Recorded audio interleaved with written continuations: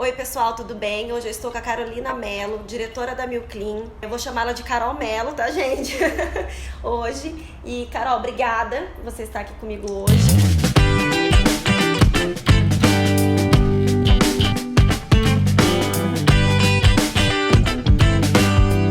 E queria começar com você contando um pouquinho da sua trajetória.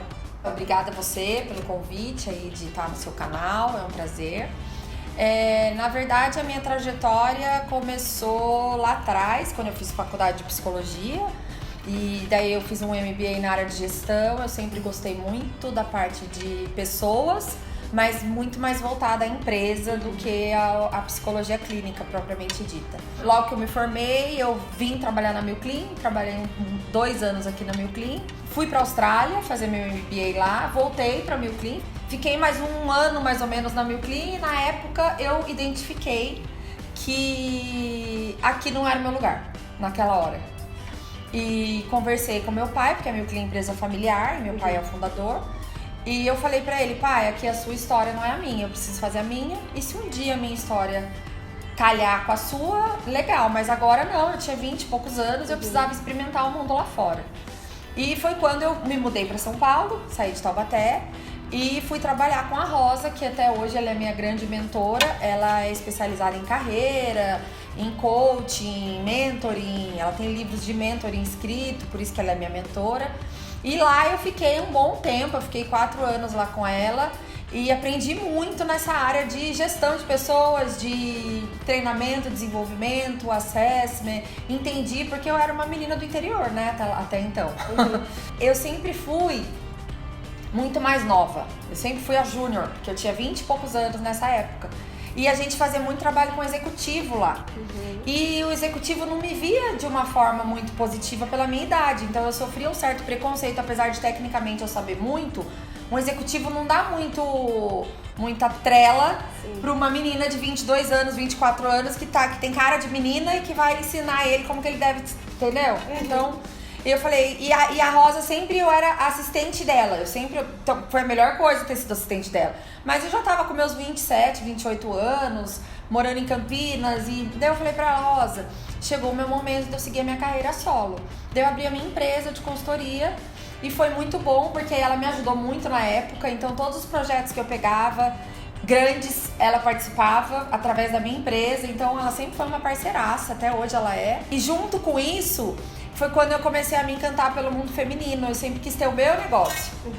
Daí eu abri lá em Campinas um salão de beleza com uma loja e no fundo eu fazia o coaching para mulheres. Então eu tinha a loja, era um ambiente super descontraído, feminino, beleza. E eu tinha a minha sala, que era uma sala como essa, grande, e que eu atendia coaching. E aí eu resolvi fazer coaching para mulheres porque eu falava, o homem não vai querer entrar num salão de beleza para fazer coaching comigo. Mas a mulher vai. E aí eu atendi muitas mulheres executivas, mas como pessoa física, que ia me buscar. Daí eu tive filho, o Pietro, que foi meu primeiro filho, e eu levava ele pro salão. Com 1 mês, a minha sala de coaching virou a sala do Pietro. Eu parei de atender coaching lá e fiquei com o salão, e a babá ficava com o Pietro lá e eu continuei trabalhando. Então com 30 dias eu já voltei a trabalhar.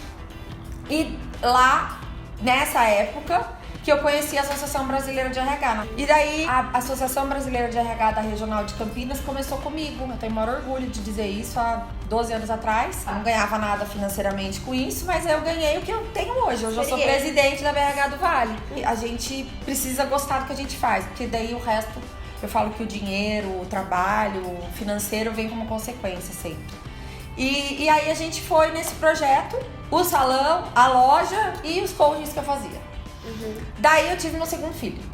Engravidei do Mateu, 2 anos depois. E aí eu falei, tá na hora de dar uma parada.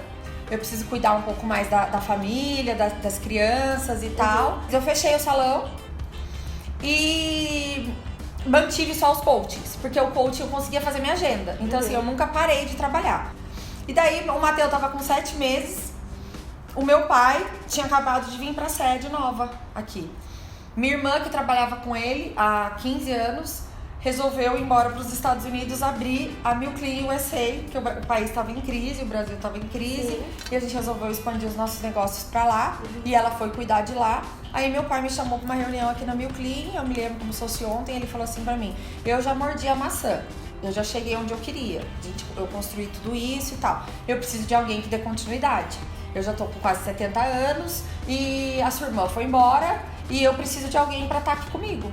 Daí eu pensei, eu falei, quer saber? Eu acho que agora é o momento de eu voltar pra Milclean. Realmente meu pai já tava com mais idade. E daí foi isso que eu fiz, eu saí de Campinas, mudei minha vida toda aqui pra Taubaté e vim assumir a Milclean junto com meu pai. E quanto tempo faz que você... Faz 4 anos que eu voltei. Mas nesse período que eu falei pra você que eu fazia coaching pra mulheres e tal, eu nunca deixei a Milclean de lado. Então eu fazia treinamento pra liderança, eu fazia coaching pros gerentes daqui. Então a Milclean sempre teve novidades assim, que eu sempre acabei trazendo. Eu e minhas irmãs, a gente é bastante empreendedora, nossa família toda é, modéstia à parte, né? Mas a gente minha mãe e meu pai fizeram o trabalho deles direitinho. Eles fizeram, a gente trabalha desde cedo e eles, a minha mãe é uma que ela tirava a gente da cama às 6h30 da manhã, ela falava, não sei o que você vai fazer, vai andar de bicicleta, vai rodar, mas eu não quero ninguém dentro de casa. Gente, que história, né? Pensa só, uma entrevista, quanta coisa a gente pode aprender com você, Carol. Inclusive, gente, seus pais estão de parabéns, porque é um time de mulher, uma com uma história melhor que a outra, né? Somos em 5 mulheres. Maravilhosa. Inclusive tem entrevista com a Marina, é uma graça de pessoa também. E Carol, muito legal a sua preocupação com a questão do comportamento, né, de treinamento. E a gente sabe o quanto é importante isso dentro de uma empresa. Como fazer uma gestão de pessoas eficiente? Existem muitas ações que são feitas exclusivamente para os funcionários da matriz, que são os funcionários do administrativo e da logística. E tem algumas ações que a gente faz com os funcionários que são os nossos auxiliares de limpeza, auxiliares de manutenção, que ficam nos nossos clientes externos. Eu fui numa palestra no Vale do Silício quando que eu fiquei uma semana lá. Te acompanhei. E ele me falou uma coisa que foi muito interessante. Ele falou assim, existem muitas empresas que falam que trabalham a diversidade, mas não trabalham a inclusão. A gente trabalha com a diversidade e com a inclusão. O que é trabalhar a diversidade? É dizer assim, eu tenho todo tipo de gente na minha empresa, todas as raças, mulher, homem, isso é diversidade. E inclusão são os trabalhos que a gente faz para conscientizar as pessoas que estão aqui para conviver com a diferença. E aí ele falou assim, lembra na sua época quando a gente era convidado para bailinho? Que na nossa época, não sei a sua idade, mas na minha, o bailinho era em casa. Uhum. Então a gente era convidado pros bailinhos e assim, você convida a sala inteira pro bailinho. Uhum. Só que daí quando tá lá na sua casa o bailinho acontecendo, quantos não ficam dançando com a vassoura? Então assim, permitir que dance com a vassoura é não trabalhar a inclusão. Uhum. Você convida, mas você não inclui, porque ele fica dançando com a vassoura. Uhum. Então, é mais ou menos isso. Eu conto essa historinha que eu acho que é uma forma super fácil de entender diversidade e inclusão, porque não adianta eu trabalhar a diversidade e deixar o meu deficiente encostado ali e dizer assim, é só uma cota, deixa ele ali, não precisa passar nada pra ele. Que a gente vai fazer o projeto da gratidão, que a gente vai pedir pra alguns dos funcionários que estão aqui há muitos anos qual a sua história de gratidão com a Milclean. Nós somos uma empresa realmente muito humana. Eu tenho funcionário de 15 anos, de 16 anos, de 10 anos. Sabe, entra estagiário e vai ficando. Isso que você está contando, essa preocupação, esse olhar de que não é apenas um funcionário que vai cumprir ali, bater o cartão, tchau. Ele tem esse olhar tem uma vida, tem preocupações. Não é um número, né? A gente Isso é difícil, né? Exatamente. Quem tá aqui, porque é o que eu te falo, o nosso desafio são os que estão lá fora, né? Os pulverizados. Mas a gente tem um RH bastante atuante, em cada localização que a gente tá, tem uma pessoa que representa a Milclean diante dos nossos funcionários. Quando comporta, a gente sempre busca fazer algumas ações que são pequenas ações, mas que fazem com que o funcionário se sinta valorizado, se sinta parte e trabalhe feliz, né? Já que ele passa a maior parte do tempo dele trabalhando. Eu, hoje, não mais, mas já estive na posição de ser um colaborador, então eu posso dizer com certeza que isso faz a diferença. Faz. E empresa que realmente se preocupa com isso faz a diferença mesmo. E falando um pouquinho das mulheres, você tem muita preocupação nessa questão da diversidade também, pensando nas mulheres. Inclusive o evento que foi criado, né, pela Associação Brasileira de RH de São Paulo, que inclusive tem vídeo aqui no canal, foi muito bacana. Foi muito bacana. Repercussão ótima. Vocês fizeram a cobertura pra gente. E como você trabalha aqui na Milclean a questão das mulheres?